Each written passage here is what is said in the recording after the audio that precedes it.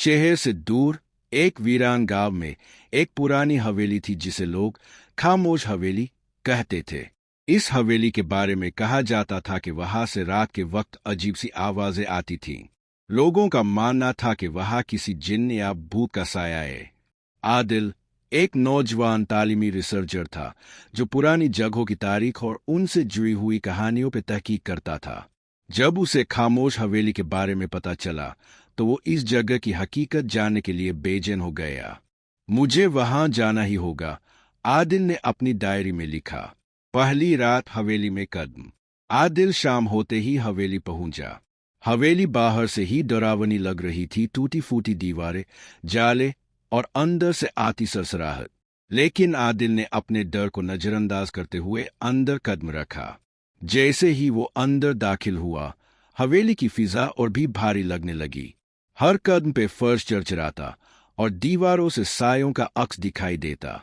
आदिल ने अपना कैमरा और रिकॉर्डर ऑन किया और तहकीक शुरू की। अजीब वाकयात की शुरुआत। रात के करीब 2 बजे आदिल को एक कमरे से किसी के रोने की आवाज आई। वो डरते हुए उस कमरे की तरफ गया। वहां एक पुराना आईना रखा था जिसमें अचानक एक औरत की परछाई दिखाई दी।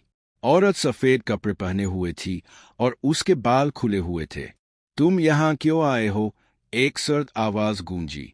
आदिल चौंक गया, लेकिन फिर भी उसने हिम्मत की। मैं जानना चाहता हूं कि तुम्हारी रूह को सुकून क्यों नहीं मिला। औरत की रूह ने कहा, मुझे धोखा मिला था और अब मैं इस हवेली से बाहर नहीं जा सकती। हवेली की कहानी।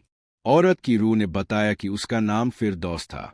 100 साल पहले इस हवेली में उसकी शादी हुई थी, लेकिन शादी की रात उसके शौहर ने उसे जहर देकर मार डाला ताकि वो किसी और से शादी कर सके। उसकी रूह तब से हवेली में भटक रही थी।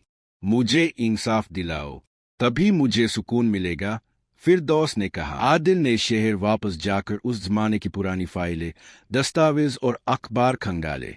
उसे एक पुराना रिपोर्ट मिला जिसमें उस शौहर की गिरफ्तारी की दास्तान अधूरी थी।